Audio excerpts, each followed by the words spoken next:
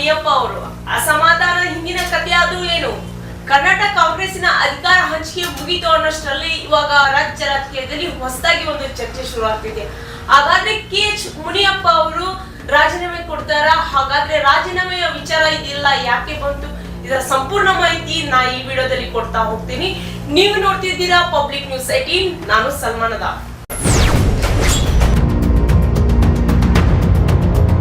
ಸ್ನೇಹಿತರೆ, ಹೊಸ ಸಚಿವ ಸಂಪುಟದಲ್ಲಿ ಮುನಿಯಪ್ಪ ಅವರಿಗೆ ಆಹಾರ ಮತ್ತು ನಾಗರಿಕ ಸರಬರಾಜು ಖಾತೆಯನ್ನು ನೀಡಲಾಗಿತ್ತು.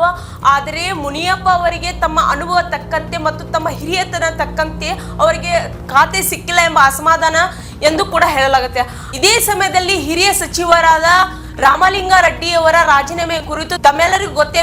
ಹಾಗಾಗಿ ರಾಮಲಿಂಗಾರೆಡ್ಡಿ ಅವರು ರಾಜೀನಾಮೆ ಪತ್ರವನ್ನು ಕೊಟ್ಟಿದ್ದನ್ನು ತಮ್ಮ ಹಿರಿಯ ಪಕ್ಷದ ನಾಯಕರ ಜೊತೆ ಮಾತಾಡಿ ಆ ಪತ್ರವನ್ನು ಹಿಂದಿರುಗಿ ಪಡೆದಿರುವುದು ತಮ್ಗೆಲ್ಲರಿಗೂ ಗೊತ್ತೇ.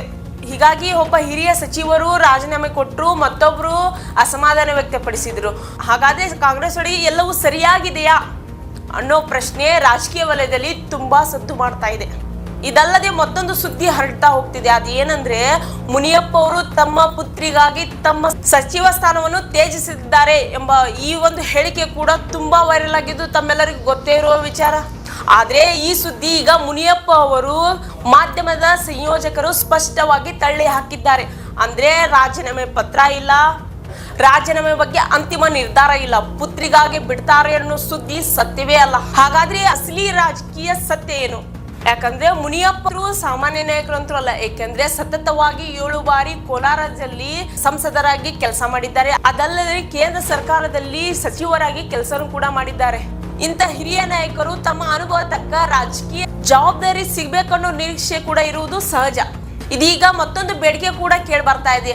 ಅದೇನಂದ್ರೆ ಮುನಿಯಪ್ಪ ಅವರಿಗೆ ಸಮಾಜ ಕಲ್ಯಾಣ ಇಲಾಖೆಯ ಖಾತೆಯನ್ನು ಕೊಡ್ಬೇಕು ಅಂತ ಒತ್ತಡ ಕೂಡ ನಡೀತಾ ಇದೆ. ಹಾಗಾದ್ರೆ ಈ ವಿಚಾರ ರಾಜೀನಾಮೆದಂತೂ ಅಲ್ಲ ಅನ್ನೋದು ತಮ್ಮೆಲ್ಲರಿಗೂ ಸ್ಪಷ್ಟವಾಗಿ ಗೊತ್ತಾಗಿದೆ. ಹಾಗಾದ್ರೆ ಈ ವಿಚಾರ ಖಾತೆಯ ಬಗ್ಗೆ ಅಸಮಾಧಾನ ವ್ಯಕ್ತಪಡಿಸಿದ ಹಿರಿಯ ನಾಯಕರ ಬಗ್ಗೆ ಅಂತ ಹೇಳ್ಬೋದು. ಹಾಗಾದ್ರೆ ಮುಂದಿನ ದಿನಗಳಲ್ಲಿ KH ಮುನಿಯಪ್ಪ ಅವರು ಮುಂದೆ ರಾಜಕೀಯವಾಗಿ ಯಾವ ಹೆಜ್ಜೆ ನೀಡ್ತಾರೆ ಎಂದು ನಾವೆಲ್ಲ ಕಾಯ್ದು ನೋಡಬೇಕು. ನಿರಂತರ ಸುದ್ದಿಗಾಗಿ ನೋಡ್ತಾ ಇರಿ ಪಬ್ಲಿಕ್ ನ್ಯೂಸ್ 18. ನಾನು ಸಲ್ಮಾನದ.